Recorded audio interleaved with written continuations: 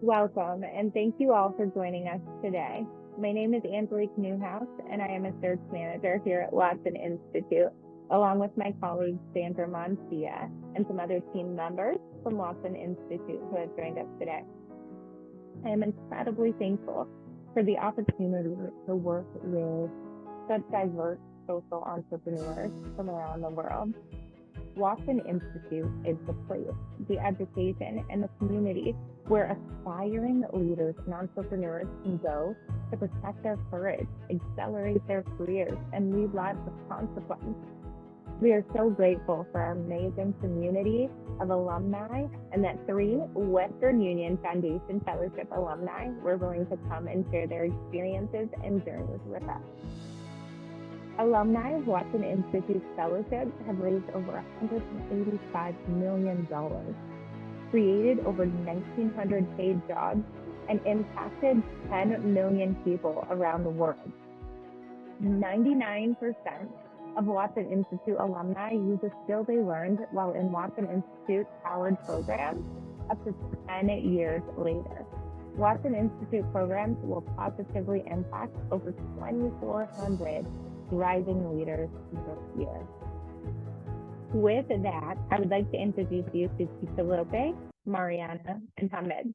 Titilope is the founder of Sisterly HQ, where they're revolutionizing media representation by providing Nigerian women with a platform to share their narrative authentically. Mariano is the founder of Derechos Humanos y Diversidad, which is an NGO dedicated to aiding LGBTIQ+ asylum seekers and refugees in Argentina.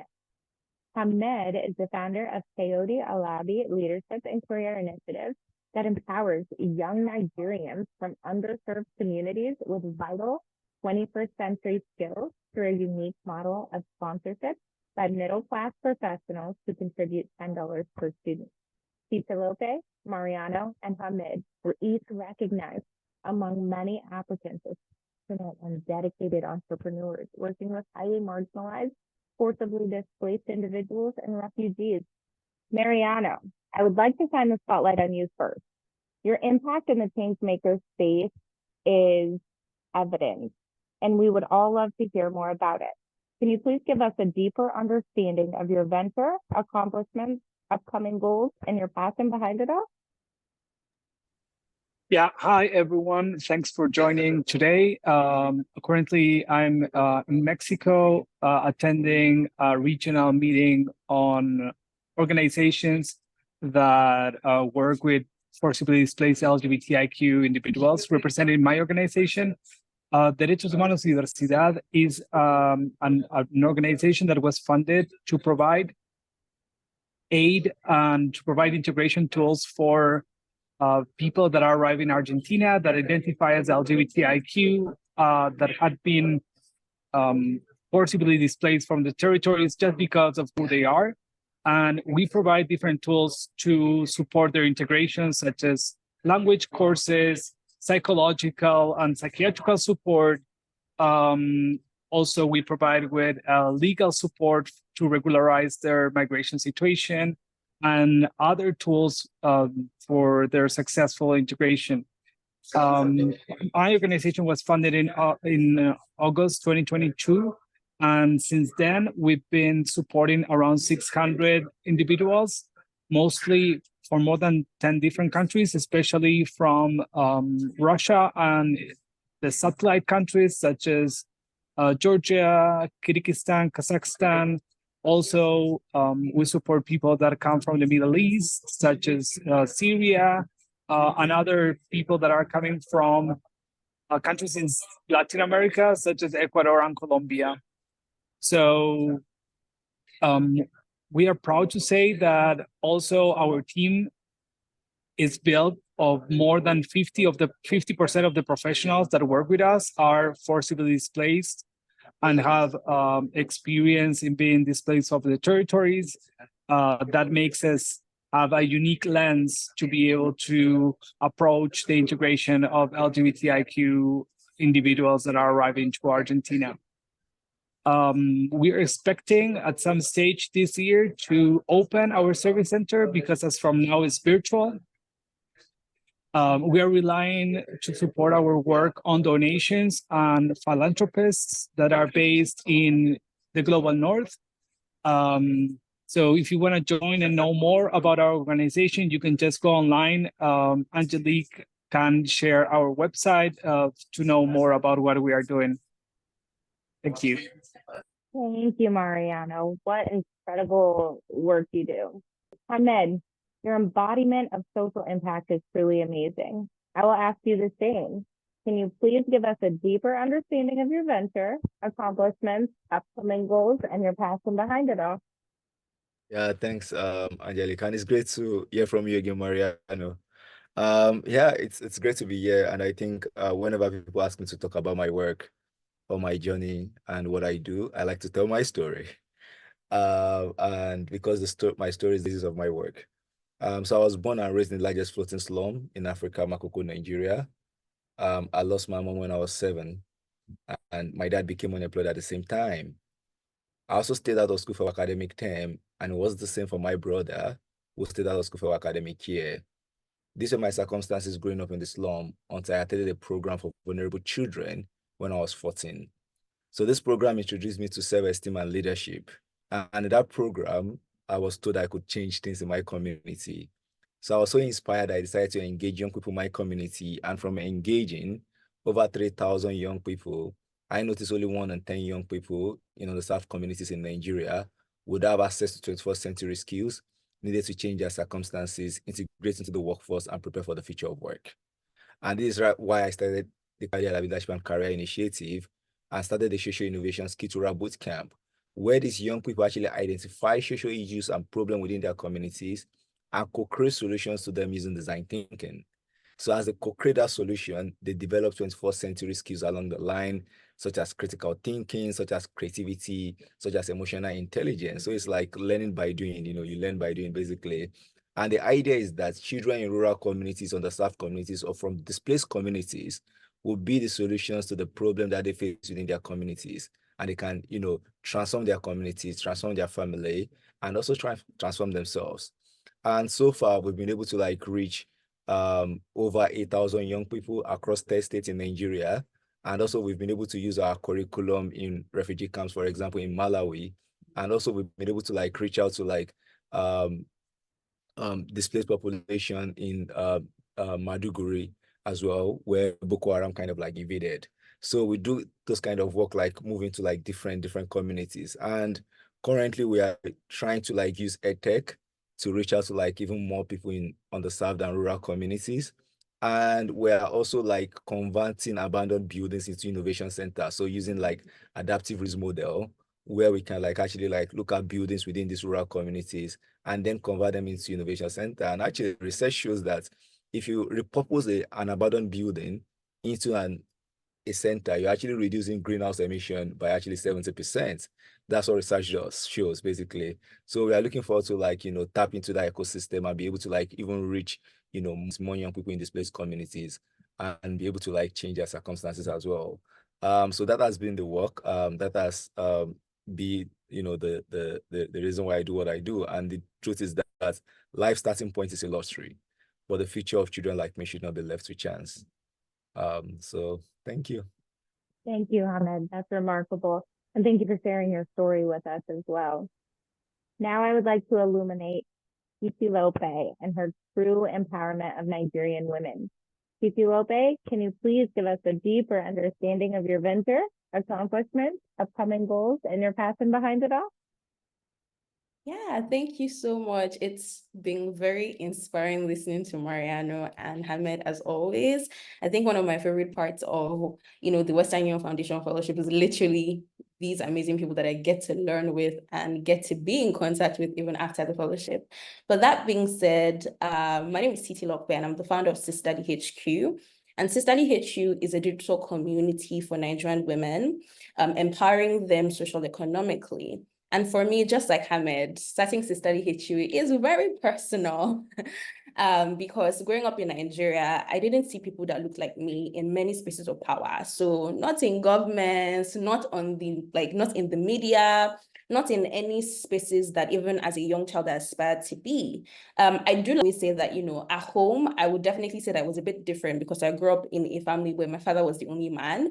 And then even as I grew older, I started to understand that not only is there that representation gap, there's also the opportunity gap, which means that many Nigerian women don't have access to opportunities that their male counterparts will have.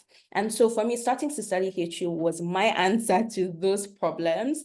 And we do this through storytelling, because we believe that when women see people that look like them achieving the things that they want to do, or even just living life, right, it's not only about stories, the success stories, but what about the failure stories and even the stories of dealing with everyday things? They can see that they're not alone in the journey. We also do this by bringing opportunities such as jobs, scholarships, grants, and so many more closer to Nigerian women.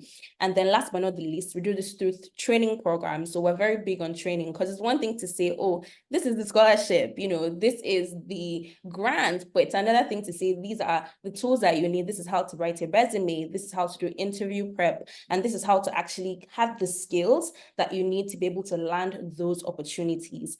And I started to study HU in September 2021. And I like to tell anybody who cares to listen that it was the wrongest time to start anything. I remember it was, few months to starting law school. I'm also a lawyer, by the way. And also, it was just a few weeks to my final exams as an undergrad, but we did it and we're here. So just, this is for anybody who's listening, who's like, oh my God, can I do everything? Trust me, if it's purpose, you will make, it will happen, you will make a way and it's all going to work out. And I would say so far we've served currently in our community, because we use a lot of social media in our work.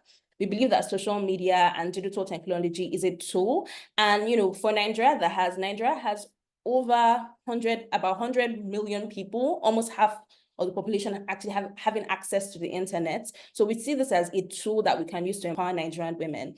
And so currently we have about almost 50,000 people across our social media platforms. So on Instagram, on TikTok, or on LinkedIn. And last year we had over 1 million views across our social media platforms. And honestly, it's been really exciting. This year, we started with the base camp, which people had so many things to say. Shout out to the support from Watson and Western Union Foundation. And we're still going on this year. So one of the very exciting things that we were currently doing was we partnered with this amazing small business in Nigeria to give grants to 8 Nigerian women to empower them, in their career and their professional development. So for example, one person is going to actually use the money to help our business. So she runs a poultry. There's another person who is using it to buy something. She's a student and she's starting a media business. She's using it to buy a softbox and so on and so forth. And we're also partnering with the largest human resources organization in Nigeria called Jobberman. And they actually partnered with Mastercard Foundation, and what they're doing is they're working with us to give free trainings for Nigerian women. So we did a free training on e-commerce and how to be an entrepreneur. This week, Saturday, actually, we're doing another training on soft skills, because for, to build a career, you need hard skills, but you also need soft skills as well. So I'm really excited for the future. And once again, thank you to Watson and Western Union Foundation for the support, both financially and even with all the tools to just become a better community.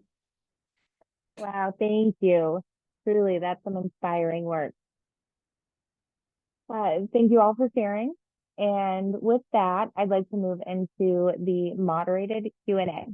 So I'll ask each of the panelists to answer each of the following questions. First question, what inspired you to join Watson Institute? Let's start with you, Mariano. That's an easy question. First of all, it's inspired me the prestige of Watson in entrepreneurship and empowering leaders of the community. Also, it was the first time that Argentina was included as an eligible country for the Western Union Foundation fellowship. So I just said, okay, Western Union Foundation has money, will be able to support this fellowship that otherwise I would not probably be able to pay.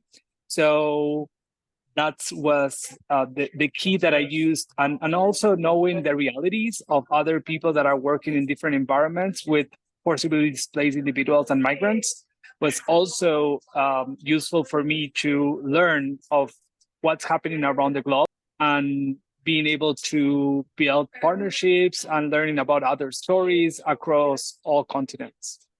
Oh, thank you. Titilope? Wow, that's a really good question. For me, I would say honestly, it was my desire to learn. So, like I mentioned, my background is law. I'm a lawyer. I've never, so while maybe I took one entrepreneurship class in my first year because it was mandatory. But I never really sat down to understand the concept of social entrepreneurship and even entrepreneurship itself. And one thing I'm very big on is continuous learning, right? Nobody knows it all. And I always like to put myself in a position where I learn from people that are like me, but more importantly, people that know better than me. And so for me, even like I mentioned, before we started the session that, I'd applied for Watson institutes like back in 2020, actually, very long story. But I would say for me, what, kept drawing me back to this, to the Watson Institute and even eventually to the Western Union Foundation Fellowship is just a deep desire to learn from people who are experts and to learn these things that I otherwise didn't know because I didn't have those tools or those resources from my own educational background. And I would say like with Watson in general, for me, it's also seeing people who have been successful, who had passed through Watson and have actually been success stories of Watson. I remember, like, I don't think I've ever mentioned this, but the first time I ever heard about Watson was back in like 2018, 2019. There was somebody who had just gotten, somebody in my network had just got into Watson and they were raising funds to come. I think they eventually like made it to Colorado. And I saw how the experience shaped them. Now they've, gone to the UK, done their masters, they've now like, I think it's Joshua Kudwa, they've now done so many amazing things in international development. And even then I was still in uni. I didn't even think I was going to be a social entrepreneur then, but it still stays with me to see that people have gone through this program and how it has changed their lives. So for me, that was really the second thing that pulled me towards this program. Wonderful. Thank you. Hammed, what about you? Yeah, it's great to hear like Titilope mentioning Joshua. Joshua is also my good friend, and we met like 3 weeks ago or 4 weeks ago in London. So really cool to like, be connecting the dots and together. So I think for me, people have been sharing like the Western Union Fellowship to my inbox since the day it's been on. Like everybody just, Ahmed, you need to apply for this. And I'm like, Nigeria is not there. So I'm always like delaying and all of those things. So the moment I saw Nigeria on the application, I'm like, now it's time for me to apply. And I did apply, and I think something stuck or stood out rather on the website, and is the Watson Protect Your Courage. I think that is really, really incredible and powerful. And the fact that we walk in this journey where it seems like we are doing our work alone or in silos, and we don't get support, or you don't get like other social entrepreneurs in one room, and you kind of like find that courage from other social entrepreneurs as well. And I think that, just getting into that room, into that space, being vulnerable, I think that is incredible and powerful. And just seeing like that protect your courage, like, we are here with you, something like that. That statement's like, I'm with you. You can move, you can go. Like, do these crazy things, build these crazy ideas, and then we are with you. I think that drew me to like, the fellowship. And the fact that the program is also supporting proximate leaders. You barely see, programs that actually support proximate leaders with lived experience. And I think, just having those lived experience and, seeing that, okay, we are calling leaders with lived experience and want to support them.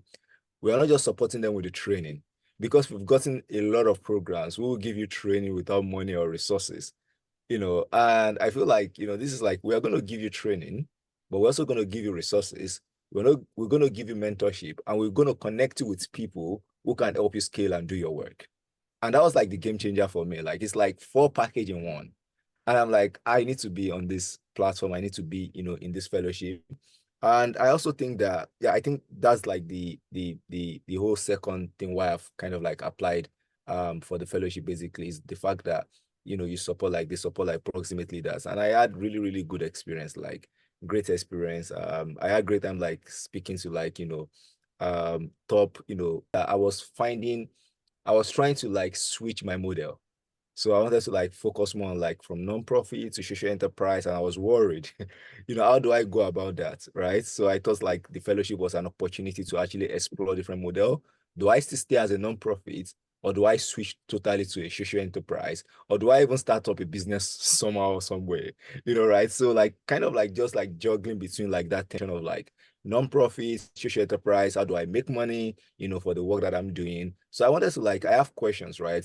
I have questions that I wanted answers to. And I think the fellowship actually provided answers to some of those questions. So those are like those three reasons, why I've kind of like applied for the fellowship, protect your courage, the fact that Nigeria is there, and also like, exploring model for sustainability of my work. I love that. And I love that protect your courage is sticking with you because it's so important and it's so powerful.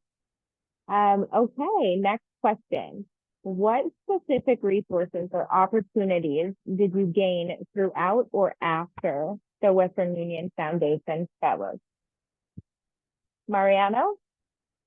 So first of all, I would say that thanks to the bootcamp that we did with the support of the fellowship, we were able to establish new partnerships with other recognized organizations in Argentina to be able to support especially our health component and mental health, not to help people that live with HIV and trans people to access hormone replacement therapy. So we recently signed an agreement of collaboration with one of these organizations, and we were able to foster this commitment during our bootcamp. On top of that, I would say that also it helped me connect with mentors. So we are still, after the fellowship, working with Manuel Costa, helping our organization plan, let's say, a financial program for our sustainability in the near future. So I would say that those were like the two biggest highlights, and also still being in touch with other fellows like Titilope and Hammed. It's good to know that others are doing things in other parts of the world, and sometimes you can just check on others' ideas and get inspired to do more at home. Absolutely.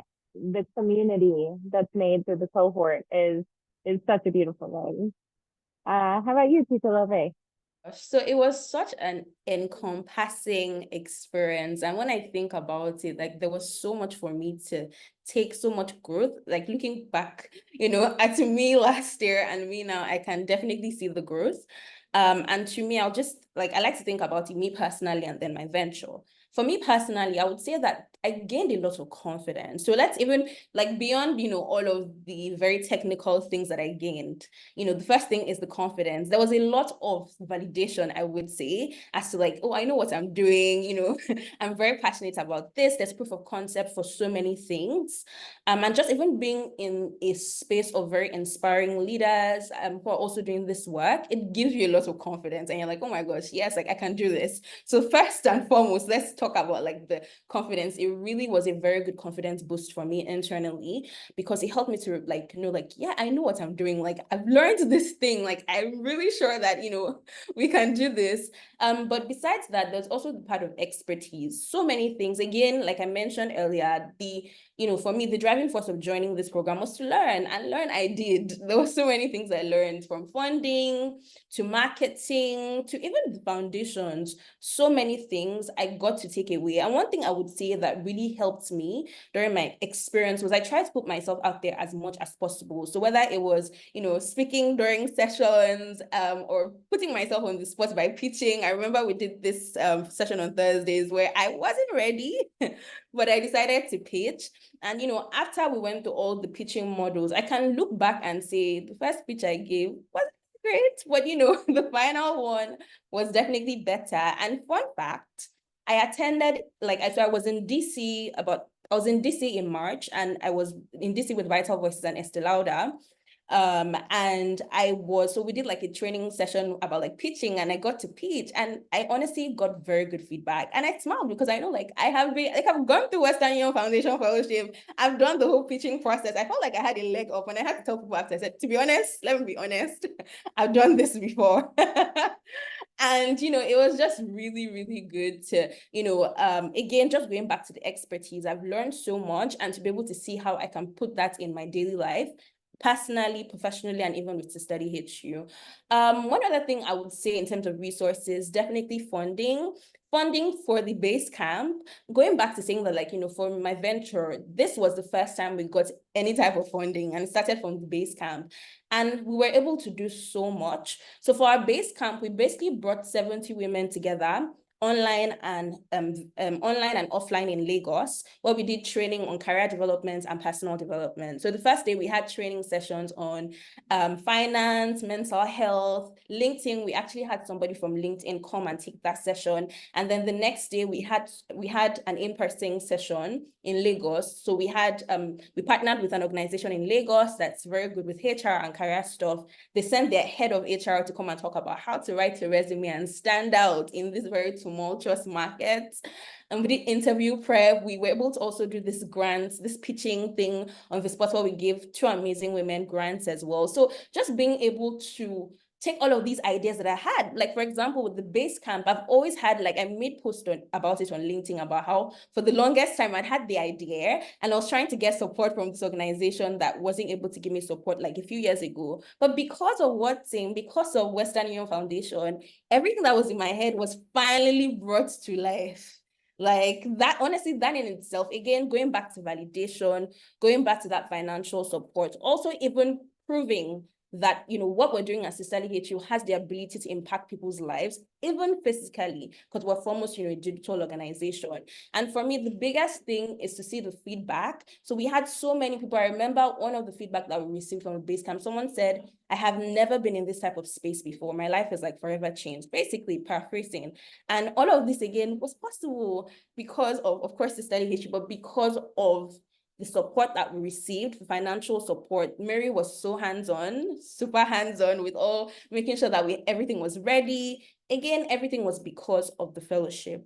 I have so many other things to mention, but honestly, it was such a beautiful experience. And the final thing I would say is the people. So when I think about also the resources and the things that I gained during the experience, I'll think about people. I remember, I get this example at the session that myself and Hammed attended at the beginning, like some weeks ago.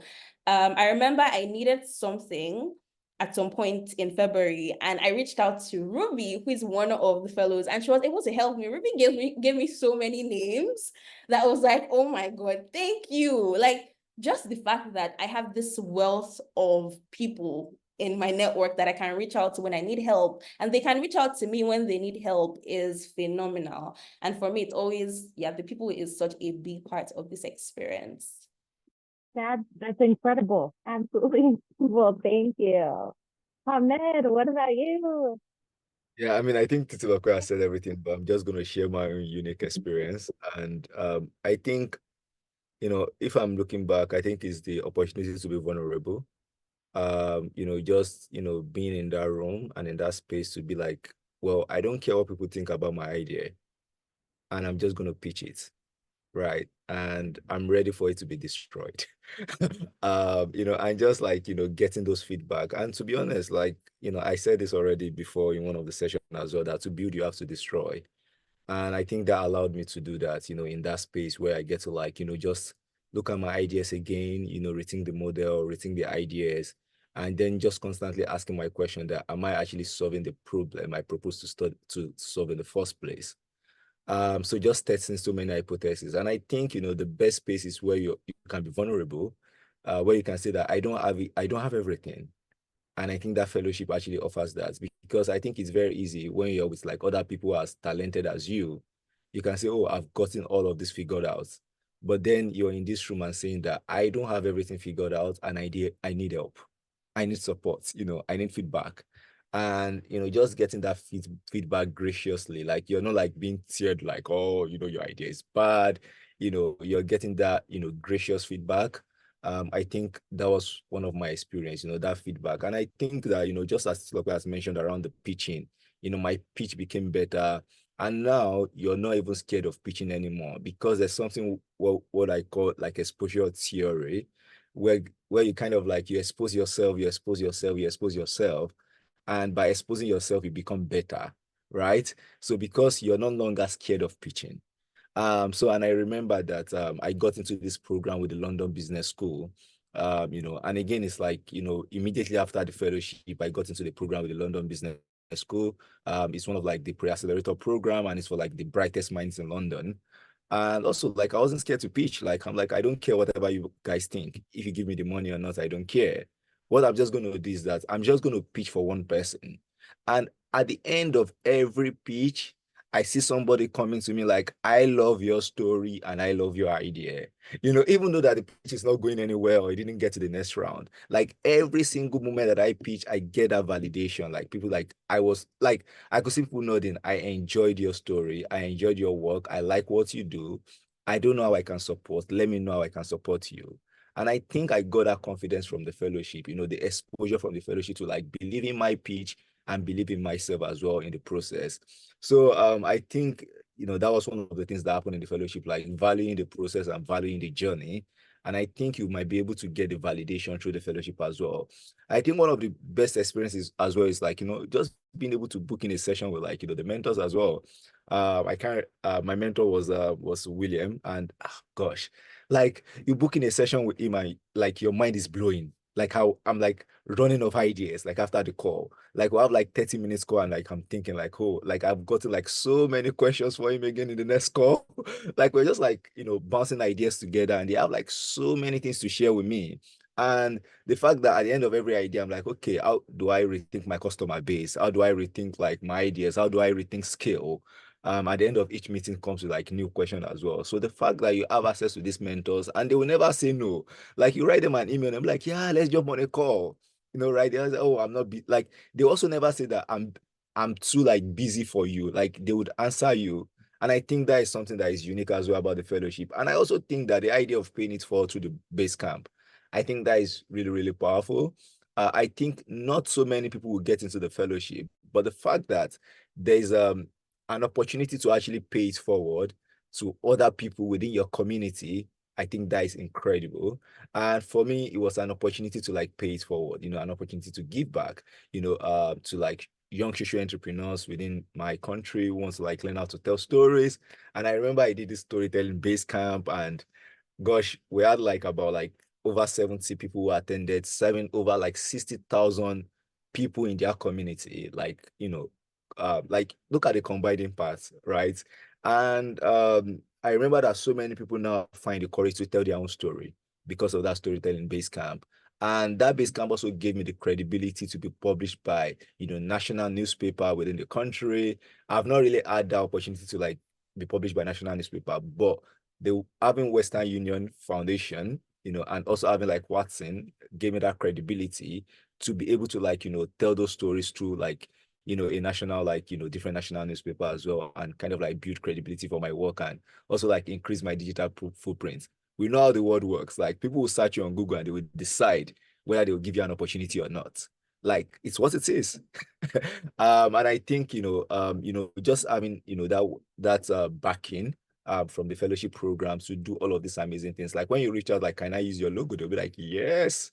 Like just like those backing, like it's just so incredible, to have all of those backing and to get like, that credibility for the work that I do. And also like, the funding as well to do that, to run that base camp. I wasn't worried about like funding from anywhere, and to like think about like how do I even utilize the resources that I have, because sometimes you don't know that we have so many resources within our network, but now you're able to think through those resources and pull all of those resources to be able to do the work that you do. And then the lessons of today is what you apply for the future, right? The lessons of today is what we apply for the future. So if you're able to like pull those resources now, you're able to like look at the future as well and pull those resources again to do another work. So again, for me, it's like, those compounding, interest that comes from like participating in the fellowship as well. and to like even get the resources to like build a new line of products, build an edtech platform, which probably would be ready soon. In fact, I can drop a demo page on the chat for people to see. So this is currently funded by the fellowship. So I can drop like a demo that you can look at. It's an edtech platform, so feel free to like look through it at your wish. And yeah, it's such a pleasure to be here. I mean, I can keep going and going as well, but I got the validation for my work through the program, and it feels good to be in a space where nobody says like go and bring all of these big artists to get an opportunity or something, or to get it funded. So it feels good. Yeah, it's really inspiring to hear how you all felt the support through your journey and how you still feel that after attending the fellowship. That's amazing.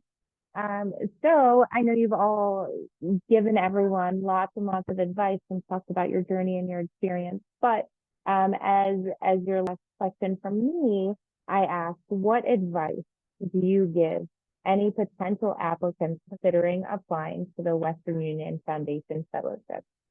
And we'll start with you, please, Mariano. Yeah, I would say, like, first of all, believe in yourself. Sometimes you just apply once and you will not get it, but sometimes you just is one hit and you do it. I was really lucky that it was the first time that I applied and I made it. But I think that I did it just because I believed that my venture was needed to be there. I mean, I needed that content, I needed that information, I needed those connections to grow to the next level.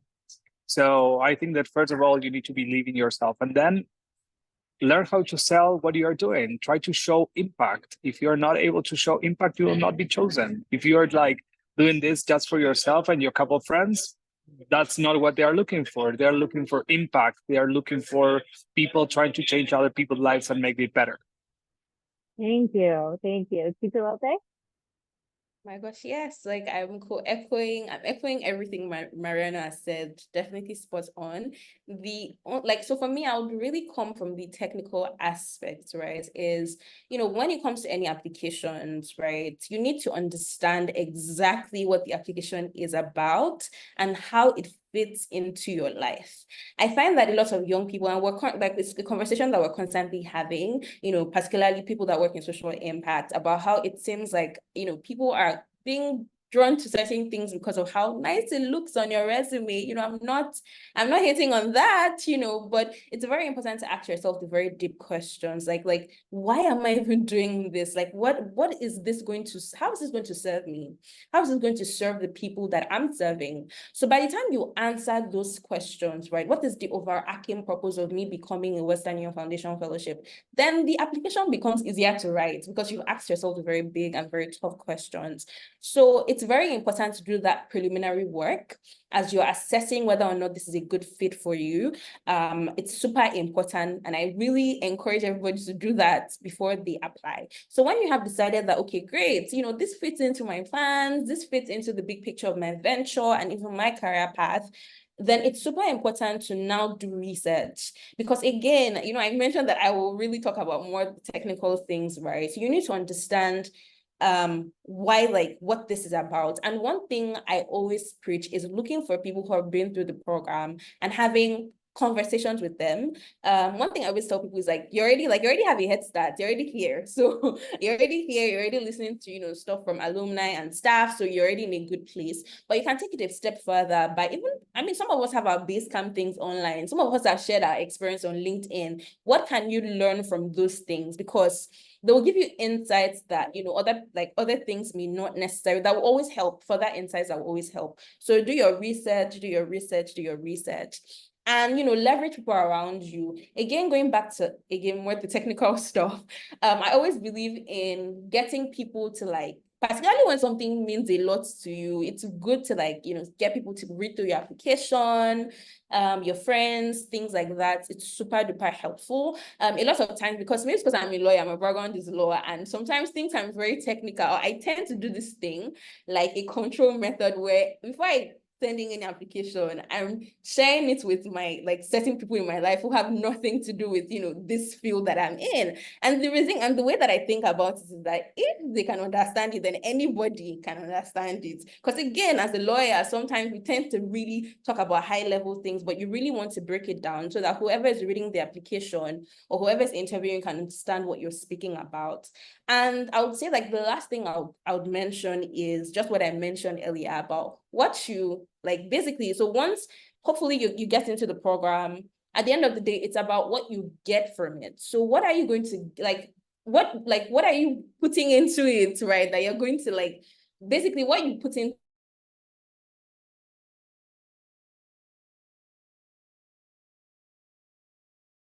Western Union Foundation Fellowship and Watting is going to, they're going to give you everything. They're going to give you the tools, they will give you the material, they'll give you everything. But are you actually making use of the tools that they're giving you? Because you can go through a program 6 months and you remain the same. I'm not even trying to be funny, but it's the truth, right? So it's all about what you're willing to also put in. And one thing I would also like to mention, just in terms of preparing for the application, is there's a lot of emphasis on what you're going to get. And I think, you know, yeah, I mean, you're applying for something, they know you want to get the training, you know, you want to get the funding, but perhaps it might be interesting to also think about what you're going to give, right? I think it's, as human beings, you know, there's, yeah, you're going to get this, we know all of that, but can you think about what you're going to also give back as well? Because there's always a chance to give back over and over and over again. And yeah, I think that's pretty much it for me. I think you know, when it comes to application tips, like Titilope mentioned, you know, why you're applying, you know, Frederick Nietzsche says, if you have a why, you can be anyhow. So you can actually like, you know, find a way to like, you know, walk through an application because there's a reason and there's a why you're applying to that. And I think one of the things to hone is your lived experience. I think most of the time we are scared of our lived experience, but lived experience is an expertise on its own. And when you apply that in your application, you're able to like tell your story. So for me, I'm not always shy of telling my story. So don't be scared to like tell that story in your application of who you are. Believe the experience that makes you unique. And you know, your unique experience is important and let that shine through your application, right? Whether you're from refugee background, whether you're from like highly marginalized community. Again, you're not telling the story of like this is the suffering I've gone through, but you're telling the story of like this is, you know, what I went through, and this is what I was able to overcome, and this is how I'm now be giving back to my community, or this is how this story ties to like my organization and the why of the thing that I do. And it might not also be your story. It could be the story that you've observed in your community. It could be like a story that has, you know, shaped the work that you do. But what's that story? You know, what's that thing? Like, you know, we say storytelling connects to the part of the brain that deals with emotion. And then you're drawing from the story and then you're linking it with the data of your work as well. You know, are there data that back up what your story, like your story basically. So I think, you know, focusing on lived experience and telling your story, what are the other ways to actually communicate impact? So many people tell me that, Ahmed, actually, I don't have any impact. Like I just started like 1 year ago. I just started like 6 months ago and I don't have any impact. I'm like, but there are attractions that you can track. So one of the things that people fail to track is that the number of hours you're actually contributing to the venture, that's something, right? You know, if you're volunteering and you're like contributing like, let's say 40 hours a week, right, to the venture, imagine, calculate 40 hours a week for 1 year. How many hours is that in terms of like impact, right? So I could recall that it was in the fellowship that I got the insight. We actually calculated and sat down. We did a review in the last 7 years of my organization. I calculated the number of hours the 100 volunteers have contributed to my organization. And we noticed that actually volunteers have contributed over 131,000 hours to the work that we do. And I now said to myself, I said, if people have contributed 131,000 hours, imagine if you're paying them $10 per hour, how much would that be? It means that we've saved the organization $1.3 million. And imagine communicating that in your application. Like, I've started using it already. I'm like, you know, this is saving my organization $1.3 million. I might not have raised that money, but this is what your time has contributed to, right? So it's the application of like, that numbers and the approach of how you like tell that story and that number as well. And also like, you look at the number of hours, you look at the number of volunteers, you look at the number of money raised, you look at the number of the impacts you've reached directly. You can also think of indirect impact as well, right? Does the impact scale through the family of the people you're supporting? So if you're supporting one person, right, does it support like, other people around them? Does it impact other people around them? And then you can calculate all of those things and then communicate it as well. And then you think of like the stories as well, because you're not want to talking about numbers as well. What are the stories of impact, right? And stories of impact doesn't have to be an outcome. It could be a process. It could be that because this person has attended our program, they've learned so and so, they've learned so and so. Now they are, applying what they've learned, even though you can't see the impact yet. But this is what is happening already, right? And the ability to now share that story and talk about it. And I think, don't be a lazy applicant. Just write one sentence or two sentences, and then you said, I've answered the question. Like, how on earth do you want people to pick you when you've just written just one sentence or two sentences when they're asking for like 200 words or 250 words, right? So again, communicating, like use that space to communicate, use that space to like, to share. And my application is always spiritual. The reason why I'm saying spiritual is that it's personal to me. So if I say something in my application, I'm going to do something, like it's like personal. Like the moment I say that at the end of this fellowship, these are the things I want to do. These are the things that I plan. Like it's like an agreement. It's like a contract. Like once I say something, I'm like, I'm going to die doing it, to be honest. So, and I think that, if you write your application that way, with the intention that this is what I want to gain from this fellowship, and this is what I hope to do, I think somehow people can sense the passion sometimes that actually this person wants to really do this, right? So I think also like, connecting that thing that you really want to do and, using it to write your application could be helpful. Thank you.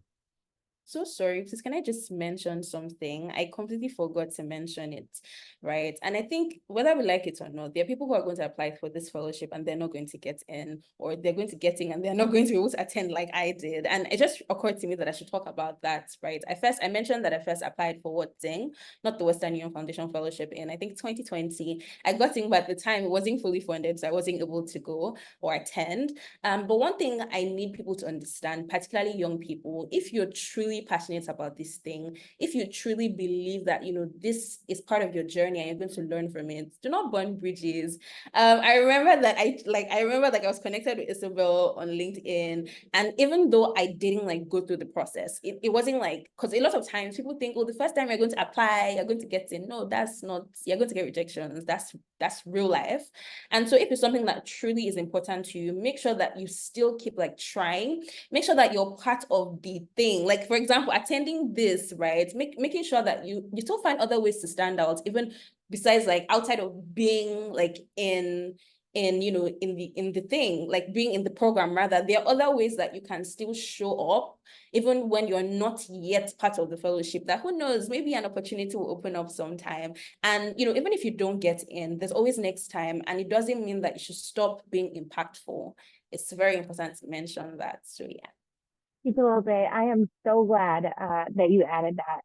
All of the advice you've given is so important. It's important to share your story and be open and vulnerability. I mean, this is all part of the process, and it's not just about the impact that you make, but sharing your story as well. So thank you all. Is there anything else, Mariano, Titilope, or Hammed, that you would like to share with potential Western Union Foundation Fellowship applicants?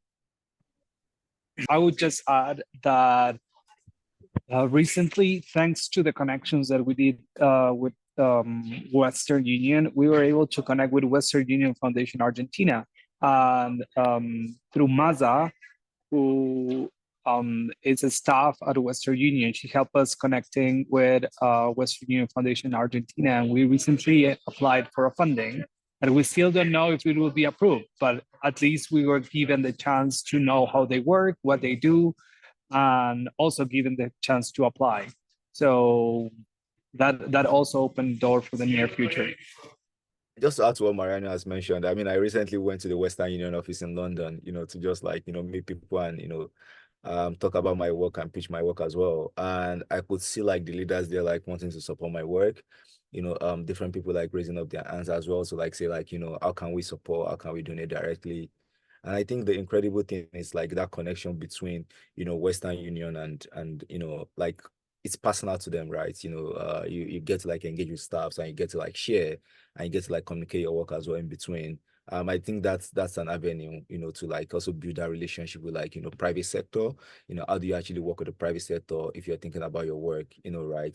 How do you think of institutional funding, for example, for your work as well? And I also think that don't disqualify yourself for an opportunity. Don't even self-reject before you apply. If you don't try, you would never get. The only way you can get is when you try. And I think that has been my mantra.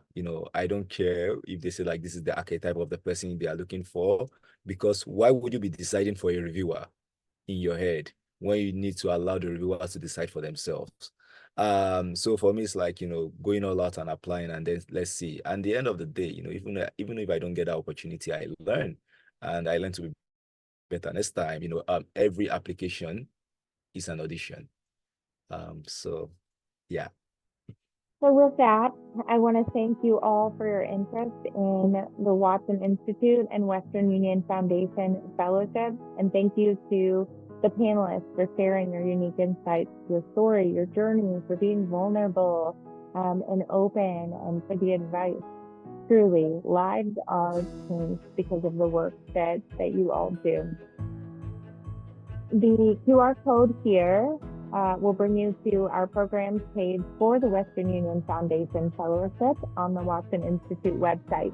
Here you can find dates and detailed additional information about the fellowship itself, as well as the link to apply. So I encourage you to do so.